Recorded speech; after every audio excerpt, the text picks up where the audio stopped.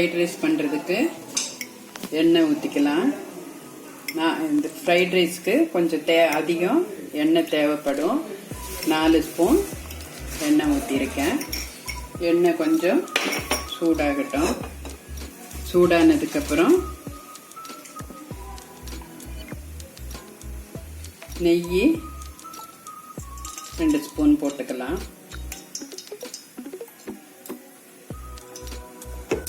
எண்ணெயும் நெய்யும் சூடாயாச்சு.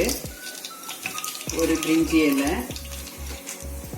2 கிராம்பு, பட்டை, ஏலக்காய் இதெல்லாம் போட்டாச்சுன்னா இதெல்லாம் நல்லா கொஞ்சம் வறுபடட்டும்.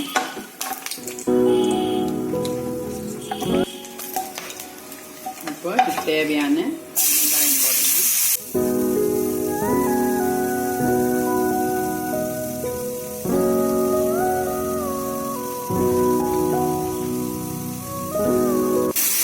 வெங்காயம் வதங்கிறதுக்கு உப்பு தூள் கொட்டிக்க போட்டுக்கலாம்.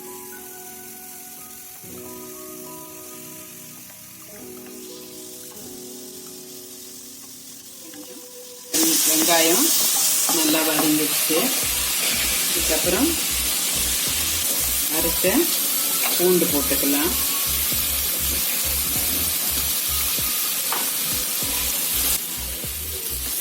பூண்டும் வெங்காயமும் வதங்கியாச்சு. இது கூட கேப்சிகம் போட்டுக்கலாம்.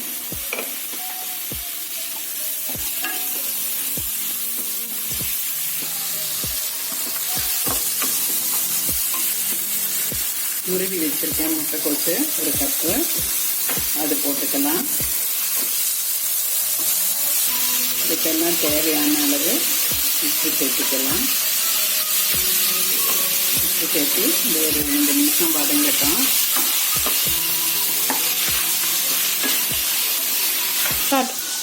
பாருங்க, முட்டைக்கோசு போட்டு நல்லா வதங்கி இருக்குமா. இதுக்கப்புறம் சில்லி சாஸ் போடலாம். சில்லி சாஸ் பாருங்க 1 ஸ்பூன் போடலாம். கடைசியில் குருமிளகு தூள் போட்டுக்கலாம். அதனால சில்லி சாஸ் போடுறேன். நான் பச்சை மிளகாய் போடலை, சில்லி சாஸ் போடுறேன்.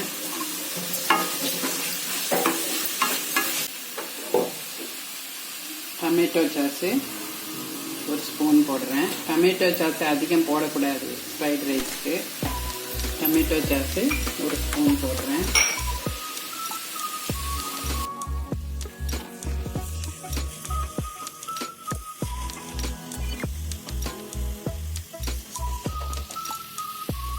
சோயா சாஸு 1 ஸ்பூன் போட்டுக்கலாம்.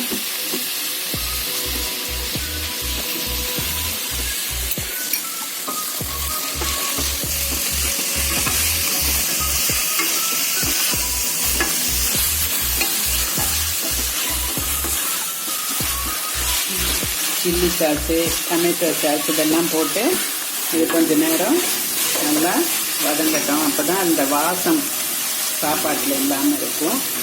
அதனால் கொஞ்சம் நேரம் நல்லா இப்படி வதக்கிக்கலாம். வதக்கிட்டு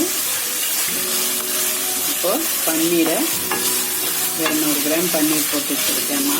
பொடியாக நறுக்கி வச்சுருக்கேன். அந்த பன்னீரை இதில் போட்டுக்கலாம்.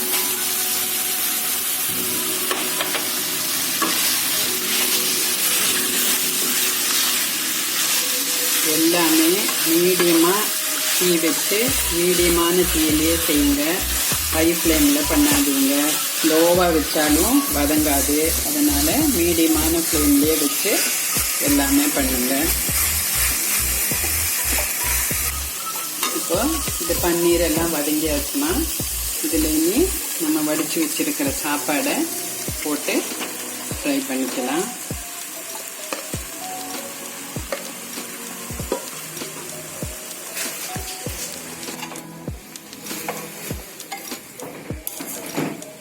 இது மசாலாவோட இந்த சாப்பாடு நல்லா கலந்து வரணும்.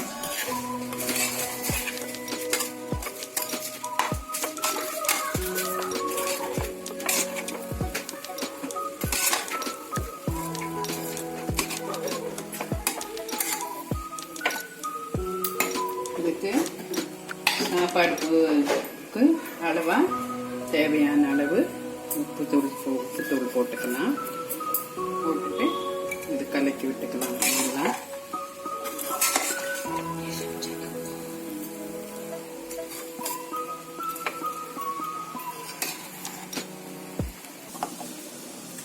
இப்போ பன்னீர் ஃப்ரைட் ரைஸு இது ரெடி ஆச்சுமா.